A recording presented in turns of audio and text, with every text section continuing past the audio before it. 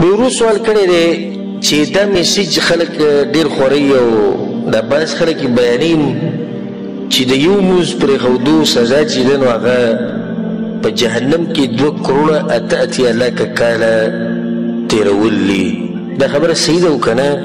الجواب ده بې سنده خبره ده، منګړت خبره ده، نه سر شته نه خپې شته، خو چا بیانه کړې ده او بیا په چا ورته پلې ده؟ په رسول صلی الله ورته پلې ده.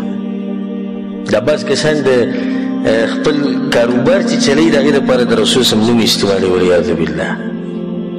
د دې لپاره ته اوس دا خلک یېرې چې مونځ مه پرېږدئ که نه، قرآن کې دنیا ایتونه شته، د رسول صلی الله وسلم دنیا حدیثونه شته، په هغې کې سخت سخت وعیدونه راغلي د هغه چا لپاره چې څوک مونځ پرېږدي. هغه بیان کړه که نه؟ څه ضرورت دی چې ته منګړت خبرې بیانوې؟ څه ضرورت دی چې ته خلک په دې یېرې چې یو مونځ دې پرېښودو نو 2,88,00,000 کاله به ته په جهنم کې او د آخرت یو ورځ چې د هغه د دنیا 50,000 کاله او دا حسابونه ورته کوي. رسول صلی حدیث کې څه وایي چې څوک مونځ نه کوي هغه څه دی؟